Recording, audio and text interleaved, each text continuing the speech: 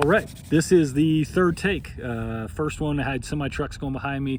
Second one, somehow I hit slow motion. So you talk about a long sermon. Anyway, I don't know if you remember the day that you brought your firstborn into your house. I can vividly remember that time with David. So Nancy and I had met in Bible college. She was an upperclassman, and because I was young and innocent, she preyed on my innocence and my naivety, and she just swept me off my feet. It was beautiful. So anyway, we met at the end of August. We were engaged by December and married by July. So we hadn't even known each other a full year before we got married, and we knew that because of that, we needed to really take some time to get to know each other. We had made a commitment that we would try not to start our family for the first 2 years, so that we could just get to know each other and really fall in love with each other, so that when we started our family, we kind of had a basis of affection and intimacy with each other already. And so that 2-year mark rolled around, and we decided, hey, now it's time. Let's see if we can start our family. And I remember when I found out that we were pregnant with David. I had been with my older brother Will up at my biological dad's cabin. He had this 1860s mining cabin, no electricity, no water. It was amazing, outside of Salida, Colorado. We would go there each summer for about a week with some friends, and we would just hang out and shoot and eat and hike and just have a good time. And I'd gone up to the top of this hill to check in on Nancy. I knew that she was going to be taking a test. And so I'm talking to her on my flip phone. I flipped it out, and she said, hey, she goes, it's positive. We're going to have a baby. And I remember just being thrilled, like, how exciting is this? Like, we're going to have a family. There's going to be little Mikes and Nancys running around, which, probably terrifies the rest of the world. But for me, I was like, this is awesome, man. And so, we went through the pregnancy, and in the meantime, we ended up moving. So I finished up with Bible college, and in January, we moved to Terre Haute, Indiana. And Nancy was due in February. So, I mean, think about that, right? Like, she's 8 months pregnant in a moving truck. It's just chaos. But we got out there, and we found this phenomenal doctor, big old Viking guy, a guy named Dr. Drake, had a red beard, and I mean, he was just a massive man. He was one of those guys that you'd see on TV. So cool. And so the day came for Nancy to have David, and so we go to the hospital, and everything's going great. And one of the funniest things that happened is they're in the middle of the delivery, and I'm in the room, and I'm talking to Nancy, and I'm like, breathe, and I love you, and you're doing great, baby. And big old Viking Dr. Drake, he delivers David, and he turns to me and he says, hey, Mike, he said, would you like to cut the umbilical cord?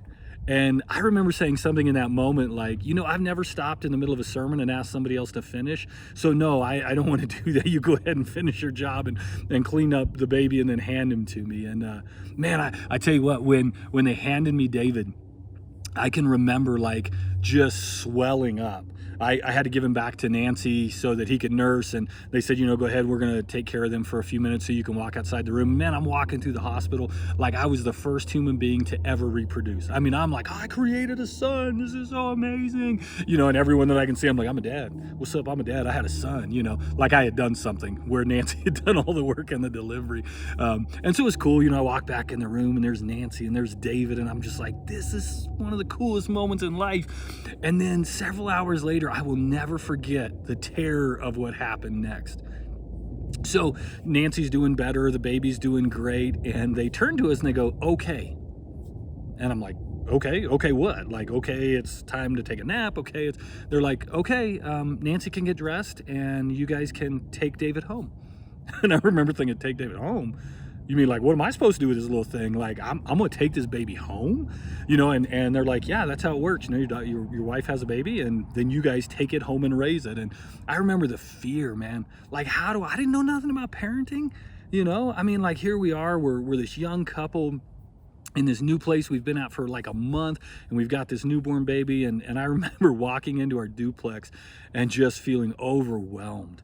What are we going to do? How are we going to raise this child? And I've got to say, it's been 23 years since David was born, and we've had 2 more amazing children besides him. We've had Maddie, who's 22. We've got Titus, who's 20. And man, there's still some times I'm just not sure how to parent. There's still some times where I'm just overwhelmed. But I bring this up because there was this really cool verse I ran across years ago that has done 2 things. It's instructed me how to parent, but it's also told me a lot about how God parents me. And I want to share that with you today because I think it's really profitable. And I think, for some of us, we need to see God in a new light. And this is a cool way to see him in a new light, is to go, how does he function in our life? What does he want to do? So that we know when he approaches us, it's not to punish us, it's not to be cruel to us, but like, what are his motives? And then also, I hope on the side of this, as a mom, a dad, an uncle, an aunt, a grandparent, someone who has influence in a child's life, that maybe it'll reorient the way that you think about your role and relationship with them. So here's the verse that I want you to think about that we're just going to talk briefly about today. It comes from 1 Thessalonians 2, verses 11 and 12. There was a guy named Paul who used to not be a Christian, actually was trying to kill Christians, who had encountered Jesus and become a Christian. And in the process of becoming a Christian, he then became kind of one of the greatest advocates for Jesus. And so he's talking to some people in a city called Thessalonica, and he's telling them a little bit about how Christianity works and who God is and what the Father's like. And he says this, he's talking about how Paul and his buddies had interacted with the people in Thessalonica, and he says, for you know that we dealt with each of you as a father. And I want you to think about that, right? He's saying this is how a father deals with his own children. And then he's going to teach us something about how God deals with us, but also how we can deal with the people in our life that God has entrusted to us. For you know that we dealt with each of you as a father deals with his own children, encouraging, comforting, and urging you to live lives worthy of God, who calls you into his kingdom and glory. So did you catch the three things, right? The three kind of motives, the three kind of things that God is doing that we ought to be doing in our kids' lives. And it's this: to encourage, to comfort, and to urge. Now, I'll tell you this, when you get into the original language, those words kind of overlap. They kind of trip over each other. And we'll talk about each one of those words real briefly today, but I want you to know that they do kind of overlap to where one word's like, well, that's kind of like the other word, but there's some nuances and differences to it. The first word that he uses there is encourage. Maybe in your Bible, your translation, it says exhort. It's another word that they would use for that. And it literally means to call someone beside you. It's an invitation to proximity. So I want you to remember that phrase, an invitation to proximity. To encourage means this, that God calls us to come beside him. See, as a father, that's who he is. He's somebody who is calling us to his work, to his place. When you think of all the things that Jesus said, I'm going to prepare a place so that you can come be with me. And he talked about in John, man, God, I want them to be with us the way that I'm with you. And so the Father encourages us by calling us to himself. But notice what it doesn't say, that he goes to us, right? Now, I know Jesus came to us from the Father, but in a parenting sense, it's that the Father calls you to him to join him in his work. I think one of the parenting things that we've struggled with in our generation is that we go to our children instead of calling our children to us. So we don't really biblically encourage in the way that this passage talks about. We see our kids doing a million activities, and we go to their million activities and we think, oh, I'm parenting when I do that. When in reality, the greatest gift you can give your child is proximity to you, not just your proximity to them, although there are times to play with them. But there's honor and there's destination when you call your child to you. And so I think one of the ways to avoid the child worship that is so prevalent in our culture is for us to be with our kids and the things that they love, but even more so to go, my primary is to call them to me. When I go to work, bring them with me so they can see how I am at work. When I go to serve another person, bring them with me so they can see that. When I worship, bring them with me so they can see me worship. When I'm struggling, listen, this is one that Christians really have a hard time with, but when I'm struggling, invite my children to watch me struggle so they see where my anchor is, so they see where my hope is, so that they don't look and go, hey, this is just a shallow faith because mom and dad hold it, grandma and grandpa hold it when it's easy. Like, no, call them, encourage them to come be with you in all those things. So remember, the first thing that God does and that a godly parent, grandparent, uncle, aunt does is in an invitation to proximity. Not just I go where you are, but I love you enough to call you to where I am at so that you can go where God wants you to go. The second word in there is this idea of comforting, and it actually means to rouse to hope. It means to soothe someone as they move forward. I think this is really cool, right? Because I think of how God does this, and God calls us forward in comfort. There's this really cool passage that meant a lot to me right after my folks died, and it's been kind of a theme for me as I've moved forward the last 20 years of my life, and it's been that God comforts us in our distress so that we can comfort others in theirs. And so there's this idea that God arouses hope inside of us in really hard moments as he calls us to live differently. And then he says, I want you to do the same thing. And so when you think about God as a father, I want you to think about that idea that he's trying to arouse hope in you. He's trying to cause you to think about a future, with him, to think about a future in this life where he shows up. Right? As a parent, that's our job in our kids' lives, is not to be overly critical, not to demand so much of them, but to arouse hope in them. I would say this, like I've seen some parents where when they walk in the room, they're trying so hard to raise their kids that it's hard for their kids, and their kids' eyes go to the floor when their parents walk in. Listen, to be a godly parent is to arouse such hope in your child that when you walk in the room, they light up. Right? Like your view of God should be such that when you open the scriptures, you light up. When you walk into a church, you light up. When you begin to worship and pray, you light up. That hope is aroused in you because you understand the character and nature of God and the way that he loves you. And so it's for you to accept that, like I'm aroused by God's love for me, to hope, and then to say, I bring that to others. That we lift the heaviness because of the way that we parent. And then the third word in there, which is really cool, is this word urging.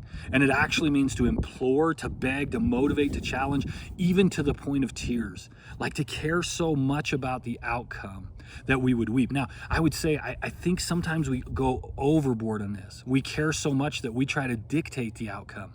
That is not what this verse means. To urge is not to say you have to do it my way. To urge is to say, I want you to find the way of God. That proverb that so many people have held on to, right? You know, train a child up in the way that he should go, and when he's older, he won't turn from it.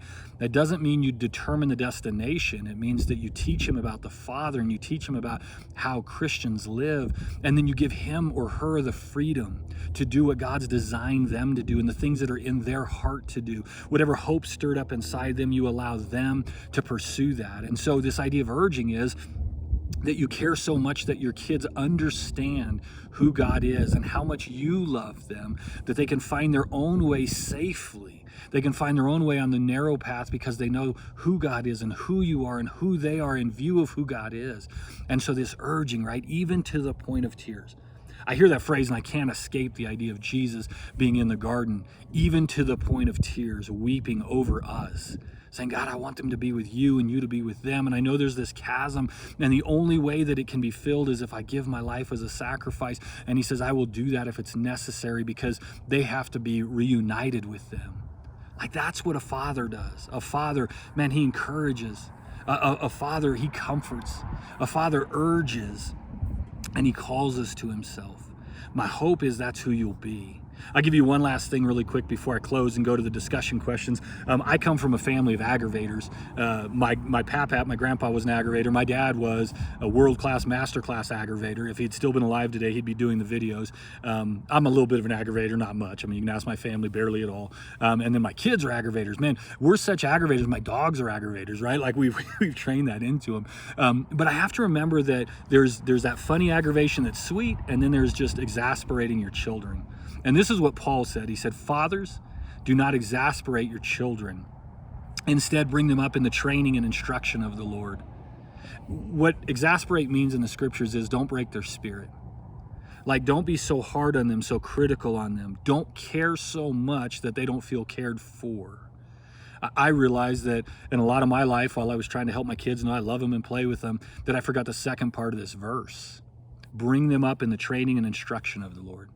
See, our job is to bring hope. Our job is to bring encouragement. Our job is not to break our kids. I've heard people say that, you got to break them so that they're ready for life. It's not true. God made them whole. They need to be directed. They need to be redeemed. They need to be taught and trained, but they don't need to be broken. They don't need to be broken by our criticism. They don't need to be broken by how our expectations are too high for them. They don't need to be broken by us having no expectations for them.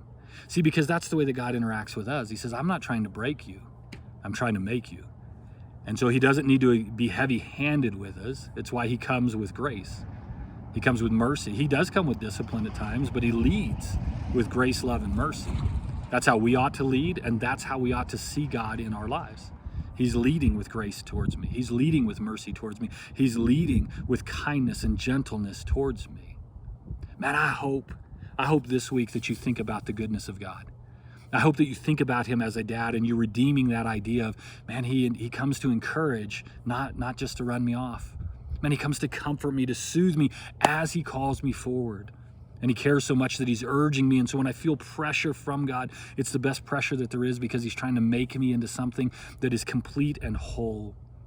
That you never see God as so heavy-handed that you want to drop your eyes when you think about him, but you light up with hope thinking about the God who would send his son to die for you. All right, let me move on to the discussion questions.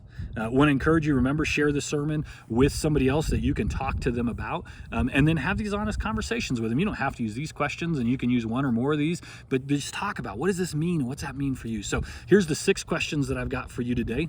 The first one is, what is one way you were encouraged in life by other people? What's something that other people do that just encourages you?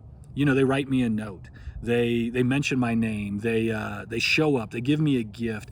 We just spend time together. What is it for you? Like, talk with the other person or other people in your group and just say, hey, what's something that encourages me? Like, teach them how to encourage you. That'd be really cool, right? What's the most encouraging thing to you about God? That's the second one, right? So when you think about God, and I hope you think about God, what encourages you? What goes, man, this gives me hope. This inspires me. This urges me. This causes me to not want to sin. This causes me to want to walk in holiness. Like, I long to see him because of this thing. Like, what is that thing for you? Number 3, what is something that someone else has done that has brought you true comfort? I want you to think about a time when you were in pain or depression or despair. And what is it that someone brought that lifted you, that helped you, right? Like, you're not always lifted all the way out of depression, but what helped? What medicated? What soothed? What was a salve to you in that moment? Number 4, if you were going to try to inspire somebody else about God, what would you say? What would you say if you said, hey, I want to inspire you, right? Not just like, hey, here's a bunch of truths I heard. Here's something a preacher once said. Here's something that I saw on Facebook. But like, in your soul, what would you say to inspire somebody else to consider God? As a dad, as a grandpa, as a grandma, as an aunt, as an uncle, as a friend, as a coworker, what would you say? Man, you've got to be inspired because God gave his one and only son, because he loves you, because he pursues you, because while you were a sinner, he died for you, because he has a future in store for you, because he was resurrected and he came out of the grave. Like, what would you say? Number 5, is there anything in parenting, uncling, grandparenting that needs to change for you to be more like God is? Do you need to change the way you see your kids so that you're not so hard on them? Do you need to change the way that you interact with your kids so that you don't worship them and give them everything they want? Do you need to call them to you instead of always running after them?